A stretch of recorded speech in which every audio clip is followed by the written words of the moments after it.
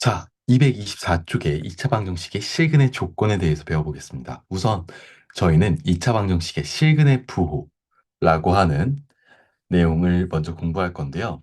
우리 2차 방정식의 실근을 가지면요. 이 실근이 양수일 수도 있고 음수일 수도 있죠. 두 근 모두 다 양수일 수도 있고 둘 중 하나는 양수고 음수일 수 있고 둘 다 음수일 수도 있잖아요. 이런 것들을 우리가 판별식과 근가계수와의 관계를 이용해서 두 분이 직접 구하지 않고도 두 분이 직접 구하지 않고도 두 실근의 부호를 쉽게 알 수 있습니다. 일단 먼저 두 근이 모두 양수의 조건 생각해 봅시다. 자, 두 근이 양수라는 건 어쨌건 실근이라는 뜻이에요. 왜냐하면 0보다 크다, 작다를 판단해서 우리가 양수, 음수라는 걸 하는 거잖아요. 근데 대소 비교가 가능하다는 건 실수라는 거거든요. 그래서 두 근이 모두 양수이려면 당연히 판별식은 0보다 같거나 커야 합니다. 쌤, 왜 같아도 돼요? 두 근이 서로 다른이라고 얘기한 적 없잖아. 똑같은 양수 두 근일 수도 있어요. 그래서 판별식은 0보다 같거나 커야 되고요.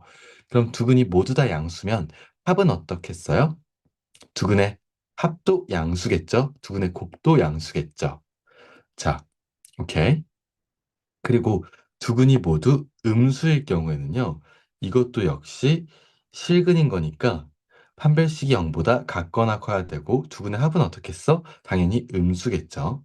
자, 두 근의 곱은요. 마이너스 마이너스끼리 곱하니까 두 근의 부호가 같으니까 양수가 되겠죠. 근데 만약에 두 근이 서로 다른 부호일 때는요. 자, 이때는 판별식을 주로 굳이 따지지 않아도 돼요. 판별식을 굳이 따지지 않아도 되고 그냥 두 근의 곱이 0보다 작다만 따지시면 돼요.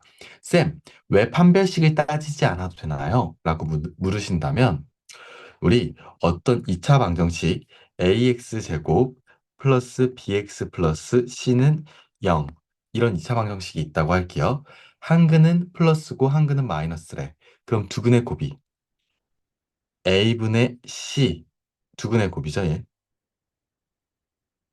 얘가 0보다 작은 거죠. 두 근의 곱인데 얘가 a분의 c가 근데 얘가 0보다 작은 거잖아. 근데 우리 판별식이 뭐예요? b제곱 마이너스 4ac야.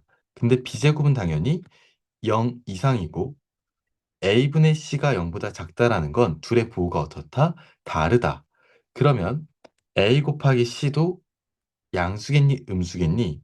얘도 음수겠죠. 그럼 마이너스 4랑 마이너스를 또 곱하면 당연히 양수가 되겠죠? 마이너스 4에다가 음수를 ac를 곱한 건 당연히 양수가 되는 거예요. 그래서 0 이상인 거에다가 양수를 더한 거니까 당연히 판별식은 0보다 클 수밖에 없는 거예요. 자, 그래서 두근의 곱이 음수라는 것 자체가 결국 서로 다른 두 실근을 갖는다 라는 게 전제로 깔려버리게 되는 거예요. 이해 가세요? 자, 그래서 우리가 어떤 2차 방정식에서 두근이 서로 다른 부호일 때는 따지면 되는 거 그냥 두근의 곱이 0보다 작다만 따지시면 돼요. 합은 당연히 알 수 없어요.